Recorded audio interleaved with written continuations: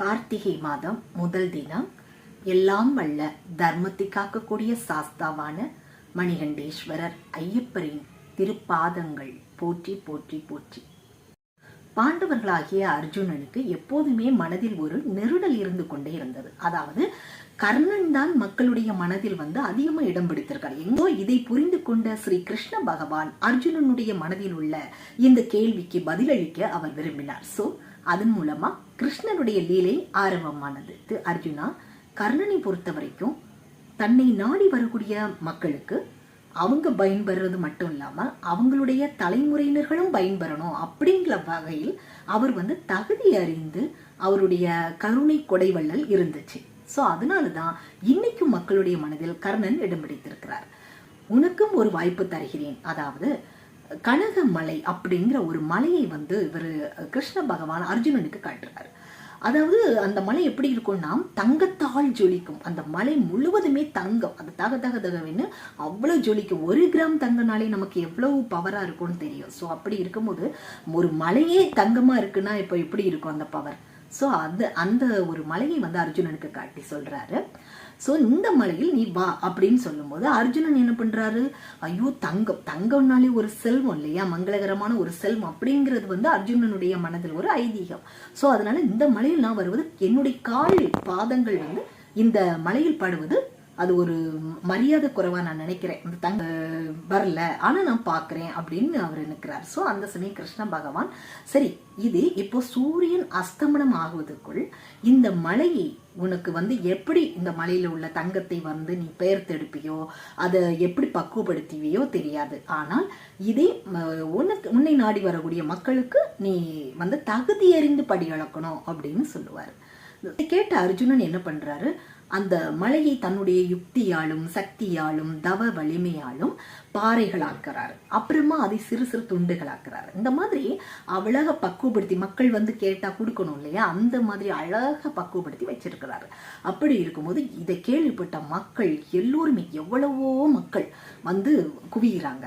குவிஞ்சு அர்ஜுனா எனக்கு இவ்வளவு தேவை இருக்கு, அர்ஜுனா எனக்கு இவ்வளவு தேவை இருக்கு, எனக்கு அப்படி இருக்கு இப்படி இருக்குன்னு சொல்லி ஒவ்வொருத்தரும் அவர்களுடைய தேவைகளை மட்டுமே கூறுறாங்க. சொல்லி எனக்கு இப்படித்தான், எனக்கு தாத்தான்ங்கிற இவர் அர்ஜுனன் ஒவ்வொருவருடன் கேட்டு அவர் என்ன பண்றாரு? இவருக்கு இவ்வளவு தேவை, இவருக்கு இவ்வளவு தேவை அப்படின்னு சொல்லி இவர் என்ன பண்றாரு? கொடுத்துக்கிட்டே இருக்கிறாரு. ஆனா இத வாங்குற மக்கள் என்ன பண்றாங்க தெரியுமா? தனக்கு வாங்குறத பார்க்க மாட்டேங்கிறாங்க. அடுத்தவன் கையில எவ்வளவு இருக்கு அதை தான் பாக்குறாங்க. அப்ப பார்த்துட்டு என்ன பண்றாங்க? ஐயோ, எனக்கு எவ்வளவு தேவை இருந்து எனக்கு குறைவா தந்திருக்காங்க, அவங்களுக்கு என்ன உண்டு, அவங்களுக்கு கூடுதலா கொடுத்துருக்கு அப்படின்ன மாதிரி. அதாவது ஒரு நிறைவில்லைன்னு சொல்லுவோம் இல்லையா, அந்த மாதிரிப்பட்ட ஒரு தன்மை. அப்படி நிறைவில்லாமலும் அதே சமயம் அர்ஜுனன் வாரி வழங்குவதை ஒரு நிமிடம் கூட நினைத்து பார்க்கல. அர்ஜுனன்ட்ட இருந்து சொல்லி வாங்குறதோட சரி, அதுக்கப்புறம் அர்ஜுனனை பாக்குறதும் இல்லை, நினைக்கிறதும் இல்லை, அவரை வாழ்த்துறதும் இல்லை. ஆனா இவங்களும் நிறைவு பெறல. யாருமே மனநிறைவு இல்லாம ஏதோ கிடைச்சு அப்படின்ன மாதிரி ஒரு குறை கூறி புலம்பி புலம்பி போறாங்க. இது முடிஞ்சு இந்த சமயத்துல அர்ஜுனனுக்கு பயங்கர வருத்தம் ஆகுது. கிருஷ்ண பகவான் என்ன பண்றாரு? அர்ஜுனா, உன்னுடைய மனதில் உள்ள வேதனை எனக்கு புரிந்தது. சரி, இந்த வேலையை நம்ம இப்போ கர்ணனிடம் ஒப்படைப்போம். இந்த மலையை கர்ணனுக்கு காட்டுறாரு. கர்ணன் அந்த மலைக்கு தன்னை, அதாவது தானாவே நடந்து போறாரு. அப்போ அந்த மலையை மிதித்தவாறு போறாரு. உடனே அர்ஜுனனுக்கு அது அப்படின்னா மாதிரி ஆகுது. அதாவது என்ன இதுல என்ன இருக்கு அப்படின்னு கர்ணன் சொல்றாரு. அதாவது இது தங்கமாச்சே அப்படின்னு அர்ஜுனன் சொல்ல, கர்ணன் என்ன பண்ணாரு? தங்கம் தான், ஆனா அது ஒரு உலோகம் தானே, இரும்பு வெள்ளி பித்தளை அது போல இருக்கக்கூடிய ஒரு உலோகம், அவ்வளவுதான் அப்படின்ன மாதிரி கர்ணன் சொல்றாரு. இதுல என்ன தெரியுதுன்னா, கர்ணனை பொறுத்த வரைக்கும் எவ்வளவு பணமானாலும் சரி, வைரமானாலும் வைடூரியமானாலும் எல்லாம் ஒன்றுதான். கர்ணனுடைய பார்வை அவ்வளவு ஈஸியா மக்களுக்கு கருணை ஆயிட்டு, அதாவது எதுவுமே இந்த உலகத்துல நிரந்தரம் இல்லை அப்படிங்கிற உண்மையை உணர்ந்த கர்ணனால் மட்டும்தான் இவ்வளவு அழகாக மக்களுக்கு கொடைவள்ளலாக கொடுக்க முடியும். இந்த பண்பாடு கர்ணனுக்கே உரியது. கிருஷ்ணனிடம், கிருஷ்ணா, எனக்கு 1 மணி நேரம் டைம் தான், நான் உடனே இதற்கு ஒரு தீர்வு காண்கிறேன் அப்படின்னு சொல்லிட்டு அவர் குதிரையில போறாரு. போயிட்டு திரும்பி வரும்போது தன்னுடைய குதிரையில் ஒரு நபரை இருத்தி கொண்டு பின்பு இவருக்கு பின்னாடி, அதாவது ஒரு 4-5 ஒரு மனிதர்கள் மட்டுமே வராங்க. போது அர்ஜுனனுக்கு எப்படி இருக்குன்னா, ஒரு 10 மனிதர்கள் கூட இல்ல, இவங்களுக்கு எப்படி கர்ணன் வந்து இந்த பெரிய தங்க மலையை வந்து எப்படி பிரிச்சு வந்து எல்லாருக்கும் சூரியன் அஸ்தமனம் ஆவதுக்குள் இவர் கொடுக்க போறாரு? போது கர்ணன் தன்னுடன் அழைத்து வந்திருந்த அந்த மனிதரிடம் சொல்றாரு, ஐயா, நீங்கள் அதாவது கஷ்டப்படக்கூடிய ஒரு வேளை சாப்பாடு கூட இல்லாத எத்தனையோ ஜீவராசிகளுக்கும் மனிதர்களுக்கும் நீங்க உணவு கொடுத்துட்டு இருந்ததை நான் பார்த்தேன். ஆனா உங்கள்கிட்ட கையில அந்த அளவுக்கு செல்வம் இல்லை. ஆனாலும் தன்னிடம் இருப்பதை வைத்து ஒவ்வொரு நாளும் உங்களால் முடிந்த வரைக்கும் நீங்க வந்து அன்னதானம் செய்துட்டு இருந்தீங்க. அதை நான் அறிந்தேன். சோ இனி உங்களுக்கு அந்த கவலை இல்லை. உங்களுடைய காலம் முடிந்தாலும் சரி, உங்களுடைய காலத்துக்கு பிறகு வரக்கூடிய உங்கள் எதிர்கால சந்ததியினர்களும் சரி, எல்லாருமே எவ்வளவு கொடுத்தாலும் தீராது அந்த அளவுக்கான மழைதான் இதுன்னு மனிதருக்கே பார்த்துட்டு அவருடைய அந்த மக்களுக்கு ரொம்ப ஆச்சரியம். ஸோ இவ்வளவு பெரிய கருணை எனக்கு கிடைத்ததா அப்படின்ன மாதிரி பாக்கியத்தோடு அவங்க பார்க்குறாங்க. ஸோ இனி நீங்க உங்களுடைய அன்னதானத்தை நீங்க வந்து சரிவர செய்யுங்க, செழிப்பா செய்யுங்க அப்படின்ன மாதிரி சொல்லி அவரிடமே ஒப்படைத்துறாரு.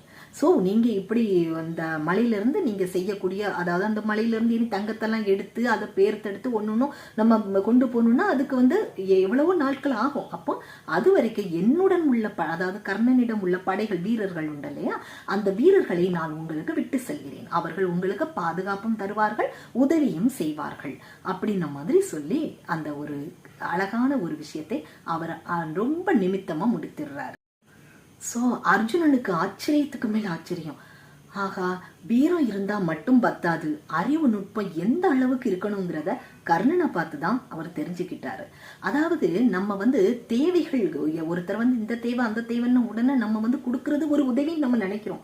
அது இல்லை, அவங்களுக்கு பயன் பெறுதா, அந்த பயன் மூலமா அவங்க அடுத்ததும் பயன், அதாவது மேலும் மேலும் பயனை வந்து அவர்கள் பெருக்குகிறார்களா அப்படிங்கறதான் பார்க்கணும். அதாவது தகுதி அறிந்து படியளக்கணும். இதைத்தான் கிறிஸ்தவத்துல வந்து நம்ம பைபிள்ல சொல்லுவாங்க. அதாவது இருக்கிறவனுக்கு மேலும் கொடுக்கப்படும், இல்லாதவனுக்கு உள்ளதும் பறிக்கப்படும் சொல்லுவாங்க. இத நிறைய பேர் விமர்சனம் பண்ணுவாங்க. எப்படின்னா, ஐயோ ஏழைகளா இருக்கிறவங்களுக்கு வந்து உள்ளதையும் பறிச்சுட்டு போயிருவாங்க, பணக்காரங்களா இருக்கவங்களுக்கு கொடுத்துக்கிட்டே இருக்காங்கன்னு. ஆனா அந்த அர்த்தம் இல்லை. அந்த அர்த்தம், அதாவது பைபிள்ல கூறப்பட்ட அந்த அர்த்தம் வந்து இந்த பகவத்கீதையில வருது. அதாவது எப்படின்னா, அதாவது இப்போ ஒரு 10 ரூபா கொடுத்தோம்னா அந்த 10 ரூபாயை 20 ரூபாய்க்கு, 30 ரூபாய்க்கு, அப்புறம் 100 ரூபாய்க்கு அந்த அளவுக்கு மேலும் மேலும் பெருக்குவாங்க பாருங்க. மிச்சம் பிடிச்சு அதை வந்து பெருக்கி அதை தானும் பயன்பெற்று தனக்கு வரக்கூடியவங்களுக்கு, தன்னை நாடி வரவங்களுக்கும் அந்த பயனை கொடுத்து அவர்கள் அடுத்தவங்களுக்கு கொடுக்கணும். ஸோ அந்த மாதிரி பயனை பெருக்கிற வகையில செய்யறாங்க பாருங்க. அதுதான் இருக்கிறவங்களுக்கு மேலும் கொடுக்கப்படுங்கிறது. அதே சமயம் ஒரு 10 ரூபா கொடுத்தா அந்த நேரத்தோட செலவு முடிஞ்சு, என்னோட தேவை முடிஞ்சு, நான் முடிச்சாச்சு, அதோட முடிஞ்சு போ காலி, அதுக்கப்புறம் பணம் இல்லை. ஸோ அப்போ இல்லாதவனுக்கு உள்ளதும் வைக்கப்படும் அப்படிங்கிற அந்த ஒரு வசனம் தான் இதனுடைய அர்த்தமாகும். இப்பொழுதுதான் கர்ணனை போல் ஒருவர் உண்டா அப்படின்னு கேட்கிற அளவுக்கு தான் இன்னைக்கு கூட இருக்குது. ஏன்னா இனி ஒரு கர்ணன் பிறந்துதான் வரணும். மகாபாரதத்தில் அத்தனை கதாபாத்திரங்கள் இருந்தா கூட உயர்ந்த ஒரு கதாபாத்திரத்தை வந்து கர்ணன் அடைகிறார் என்றால் சொல்வதற்கு என்ன இருக்கு? மீண்டும் அடுத்த பதிவில் சந்திப்போம். நன்றி, வணக்கம்.